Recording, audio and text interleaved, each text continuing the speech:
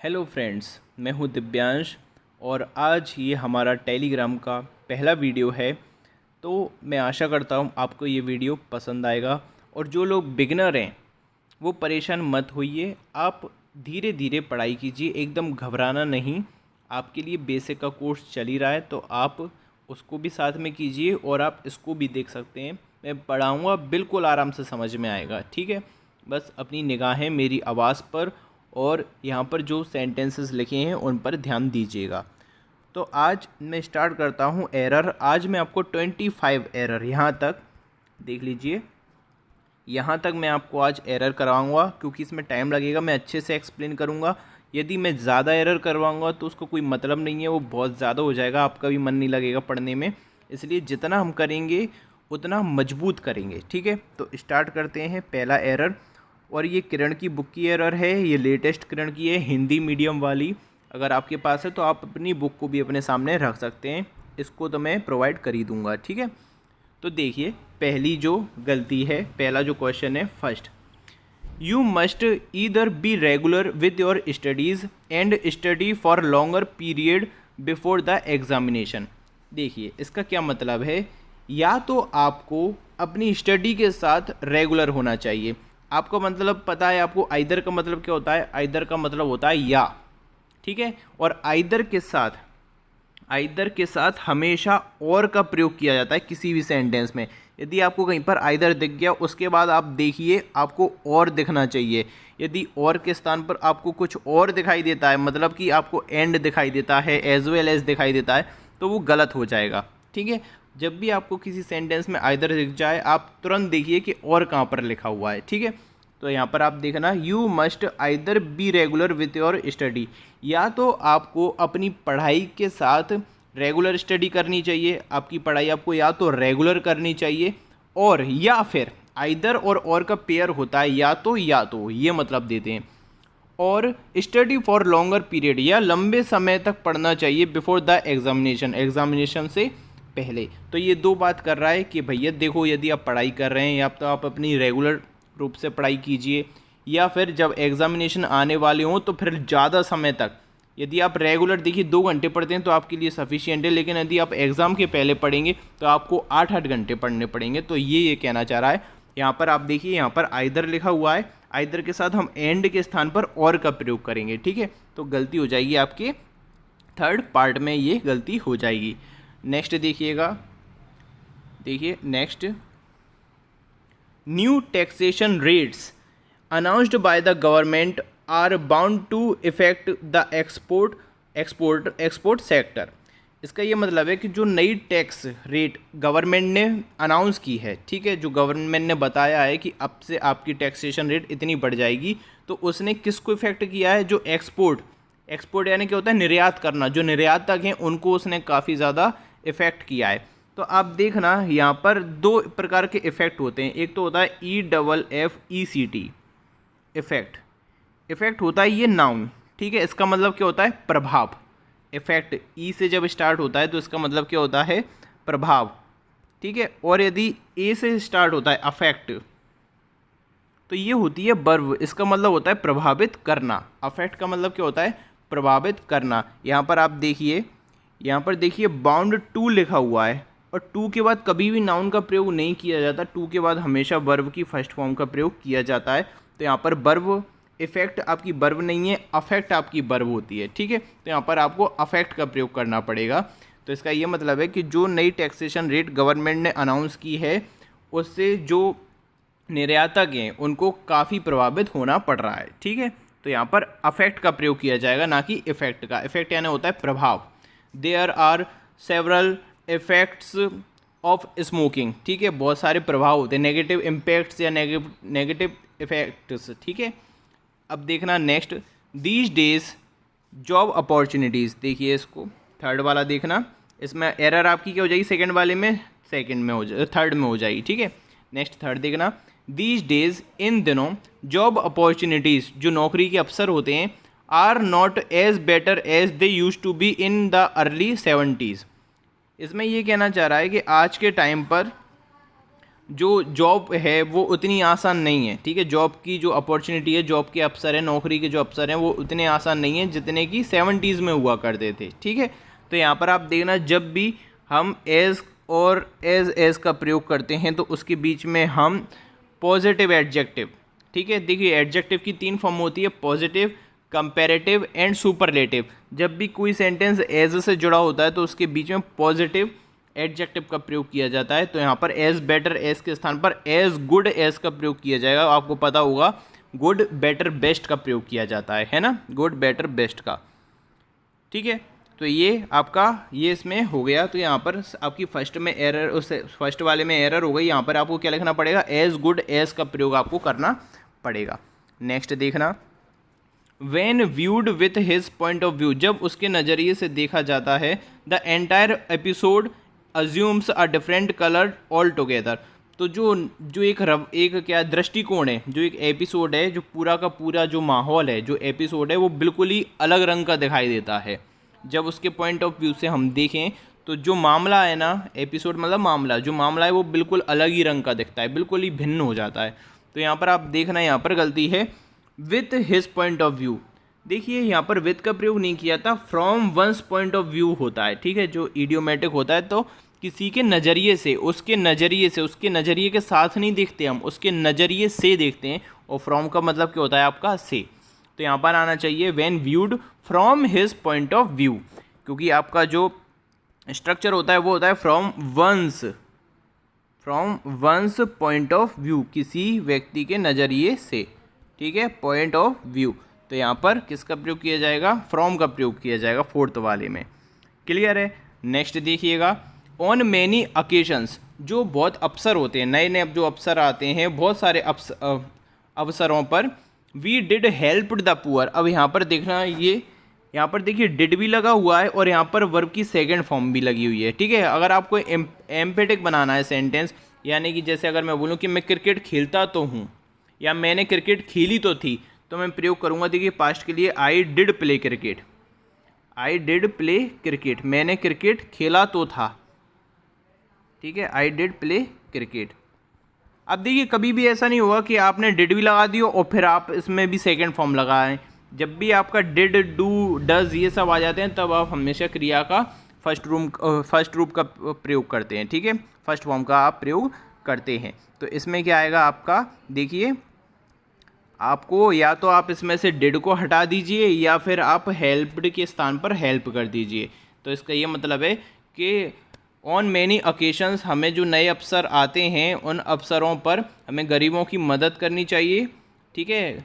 हमने गरीबों की मदद की, ठीक है, गरीबों की मदद की by the way of giving them food. कैसे मदद की, उनको हमने खाना दिया और कपड़े दिए पहनने के लिए, ठीक है, अवसरों पर।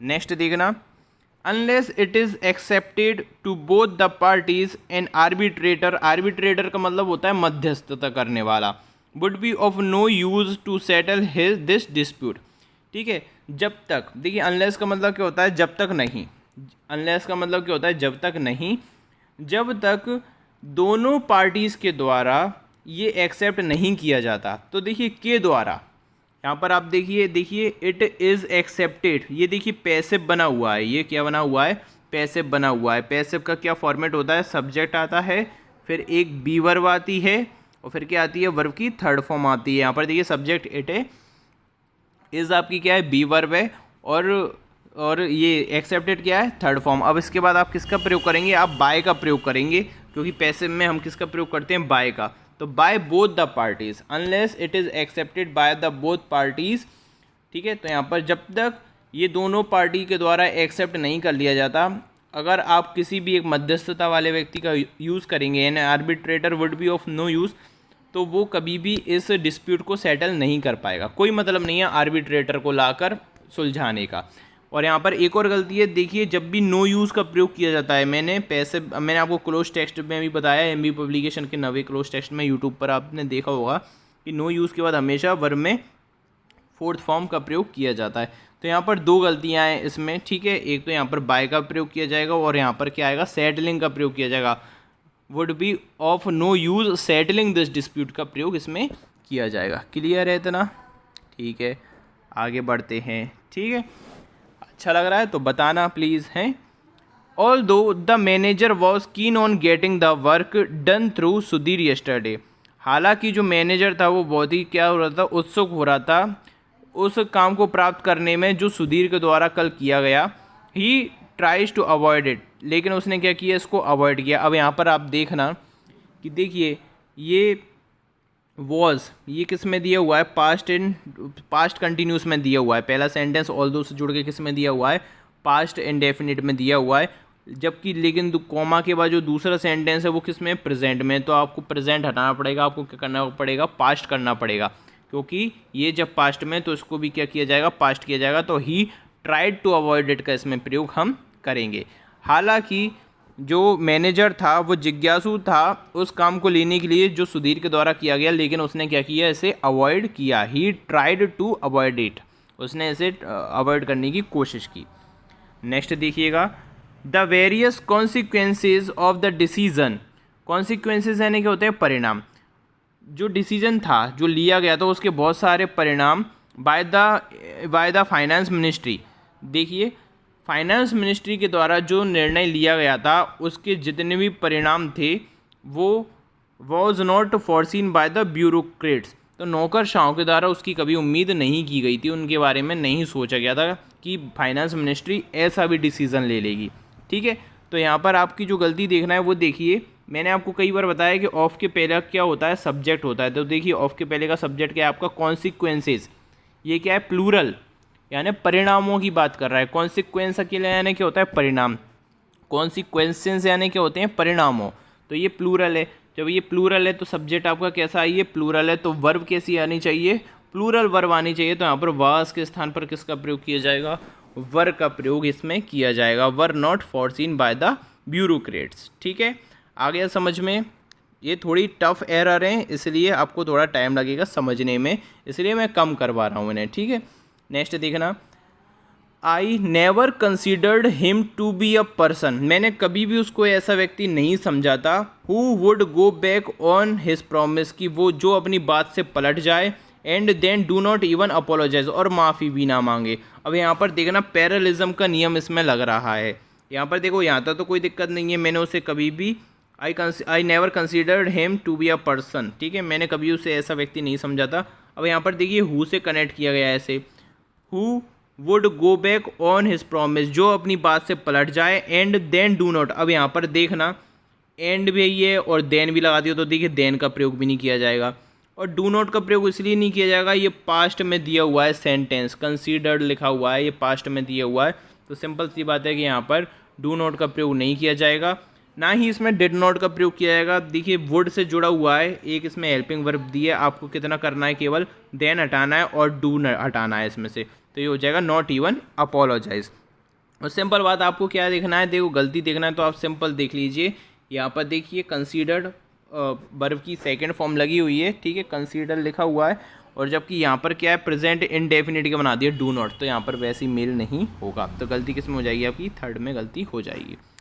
नेक्स्ट देखिएगा, having finished at school, school को ख़त्म करने के बाद Raghu thought of going to Bombay, Raghu ने क्या सोचा कि वह बॉम्बे जाए, इन सर्च सम जॉब, ठीक है, किसी जॉब की तलाश में। तो देखना ये आपका इडियोमेटिक टर्म होता है, इन सर्च ऑफ का प्रयोग किया जाता है हमेशा।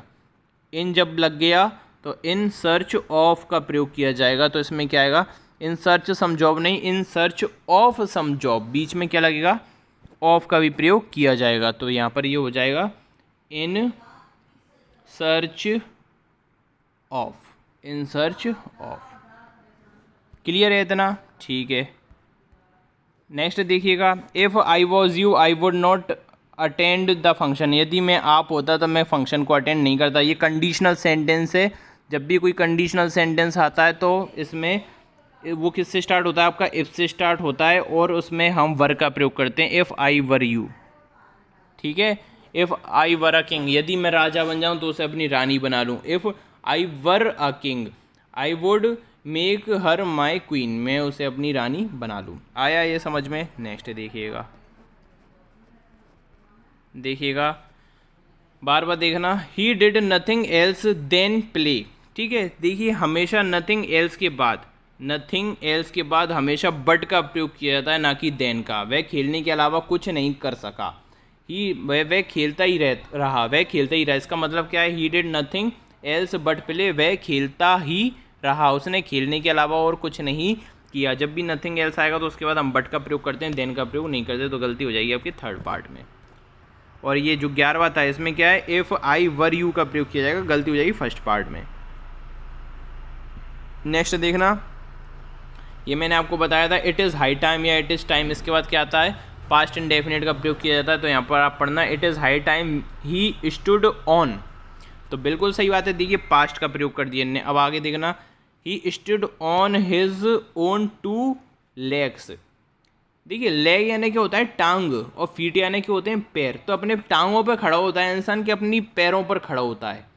जी बिल्कुल, अपने पैरों पर खड़ा होता है इंसान। तो यहाँ पर 2 legs की जगह पे 2 feet का प्रयोग किया जाएगा। ठीक है, अब समय आ गया है कि उसे अपने पैरों पर खड़ा होना चाहिए, टांगों पर नहीं, पैरों पर।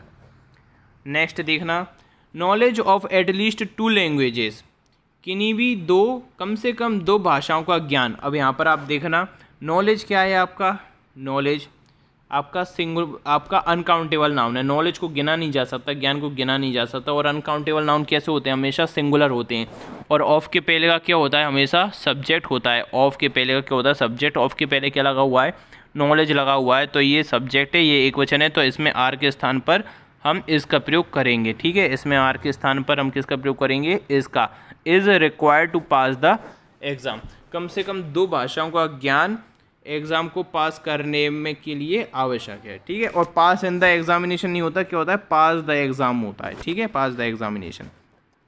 नेक्स्ट देखना, व्हेन आई अराइव्ड, जब मैं पहुंचा, आई फाउंड देम, मैंने उन्हें पाया, दोनों को, I found them both sitting at the table, मैंने उनको पाया कि वह टेबल पर बैठे हुए थे और मेरा इंतजार कर रहे थे। वेटिंग ऑन मी, अब यहाँ पर 2 गलती है। देखिए सिटिंग एट द टेबल नहीं होता, sitting on the table, chair पर, टेबल पर बैठने के लिए, टेबल के नज़दीक नहीं, टेबल पर बैठने के लिए sitting at the table. Waiting on me, waiting on नहीं होता, वेटिंग फॉर मी का प्रयोग किया था। तो यहाँ पर 2 गलती हैं, एक तो सेकंड में भी है और थर्ड में भी है, लेकिन ज़्यादा बड़ी गलती ये थी कि सिटिंग एट द टेबल, तो ये भी हो जाएगा। एट का मतलब पर भी होता है, ऑन और एट कई जगह पर आप प्लेस कर सकते हैं, लेकिन वेटिंग ऑन मी तो बिल्कुल ही गलत है, पूरी तरह से गलत है, बिल्कुल भी मान्य नहीं है। वेट फॉर तो कॉमन है, वेट फॉर मी, तो यहाँ पर किस में गलती है आपकी, थर्ड वाले में आप लगाना, ज़्यादा बड़ी गलती। ठीक है, नेक्स्ट देखिएगा, when shall we arrive to our destination. देखिए अराइव यानी क्या होता है, पहुँचना। जब भी आप छोटे स्थान पर पहुँचते हैं, किसी कॉलोनी, स्टेशन वगैरह पे, तो आप अराइव एट का प्रयोग करते हैं। यदि आप बड़ी सिटी में पहुँचते हैं, दिल्ली, मुंबई में, तो आप arrive in Bombay, arrive in Delhi का प्रयोग करेंगे। And arrive at railway junction, arrive at bus stand, ऐसा प्रयोग किया जाता है।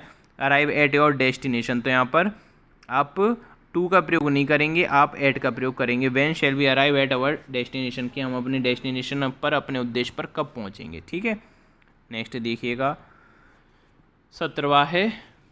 ठीक है, based on the newspaper reports के आधार पर वी कैन कंक्लूड दैट, हम यह कंक्लूड कर सकते हैं, हम यह निष्कर्ष निकाल सकते हैं, many accidents caused by reckless driving, कि जो ज़्यादा से ज़्यादा एक्सीडेंट होते हैं वह किसके द्वारा होते हैं, रेकलेस ड्राइविंग के द्वारा होते हैं। अब यहाँ पर आप देखना, यहाँ पर मैनी एक्सीडेंट्स दिया हुआ है, कॉज्ड दिया हुआ है और बाय दिया हुआ है। बाय आपका प्रयोग कब किया जाता है, जब पैसिव की बात हो रही होती है ना। और यहाँ पर पैसिव के लिए आपको क्या चाहिए होती है, हमेशा बी वर्ब और प्लस वर्ब में क्या होना चाहिए, थर्ड फॉर्म होना चाहिए। तो यहाँ पर देखिए बी वर्ब गायब है। सेंटेंस देखिए किस में दिया हुआ है, वी कैन कंक्लूड दिया हुआ है ना, वी कैन कंक्लूड दिया हुआ है, तो इसका मतलब प्रेजेंट में दिया हुआ है। तो many accidents are caused by reckless driving का प्रयोग किया जाएगा। यहाँ पर पैसिव बनाया गया है, तो इसमें हम किसका प्रयोग करेंगे, बी वर्ब का प्रयोग करेंगे, आर लगाएंगे। ठीक है, जो ज़्यादा से ज़्यादा एक्सीडेंट हैं वह रेकलेस ड्राइविंग के कारण होते हैं। नेक्स्ट देखना, females are not appointed in our college. देखिए जब भी अपॉइंट का प्रयोग किया जाता है, यदि आप किसी को किसी स्कूल में या किसी कॉलेज में भर्ती कर रहे हैं, किसी व्यक्ति के कॉलेज में भर्ती कर रहे हैं, तो अपॉइंट एट का प्रयोग किया जाता है। तो इनके स्थान पर किसका प्रयोग करेंगे, हम एट का प्रयोग करेंगे। जबकि इसमें जो किरण है इसमें दिया हुआ है नो एरर, लेकिन ये गलती है, आप ऑक्सफोर्ड से चेक कर लेना। अपॉइंट एट का प्रयोग किया जाता है। ठीक है, नेक्स्ट देखना, the officer is angry on the clerk for not attending the work. जो ऑफिसर था वह क्लर्क से क्या था, नाराज़ था क्योंकि उसने काम को अटेंड नहीं किया था। ठीक है, अटेंडेड टू द वर्क। ठीक है, उसने काम पर ध्यान नहीं दिया था। तो देखिए, जब भी आप किसी व्यक्ति से गुस्सा होते हैं तो एंग्री विद अ पर्सन का प्रयोग किया जाता है, तो एंग्री ऑन नहीं होगा, एंग्री विद का प्रयोग किया जाएगा। ठीक है, क्लियर है। नेक्स्ट देखना, no sooner I had spoken then he left. मैंने उससे बात की ही नहीं थी कि वह चला गया, मेरे बात करने से पहले ही वो चला गया, मतलब मैं उससे बात करता इससे पहले वह चला गया। तो आपको पता होना चाहिए कि नो सूनर के बाद साथ एक तो देन का प्रयोग करते हैं, तो बिल्कुल सही है। देखिए, नो सूनर के साथ देन लिखा हुआ है, लेकिन यदि स्टार्टिंग में नो सूनर आता है तो इसके साथ हम इन्वर्जन का प्रयोग करते हैं। इन्वर्जन क्या होता है, देखिए आपको तो पता होगा, जिन्होंने बेसिक पूरा पढ़ लिया, और जिन्होंने बेसिक नहीं पढ़ा तो मैं उनको बताऊंगा कि इन्वर्जन क्या होता है। इन्वर्जन में हम सहायक क्रिया को पहले रख देते हैं, जैसे कि देखिए मैंने लिखा I am playing cricket, I am playing cricket. तो सहायक क्रिया क्या है, एम, इसको हम कहाँ पे ले आते हैं, सब्जेक्ट के पहले ले आते हैं, तो ये क्या बन जाता है, इन्वर्जन बन जाता है। इसलिए यहाँ पर देखना, आई हैड स्पोकन की जगह पे हैड आई स्पोकन का प्रयोग किया जाएगा। No sooner had I spoken then he left, मैंने उससे बोला ही ना था कि वह चला गया। नेक्स्ट देखना, कंप्यूटर एजुकेशन इन यूनिवर्सिटीज़, जो विश्वविद्यालय हैं उनमें जो कंप्यूटर एजुकेशन है, एंड कॉलेजेस में आज जो यूनिवर्सिटीज़ में और कॉलेजेस में जो कंप्यूटर एजुकेशन है वह लीप्स यानी क्या होता है, ख़त्म हो जाना, डील ना कर पाना।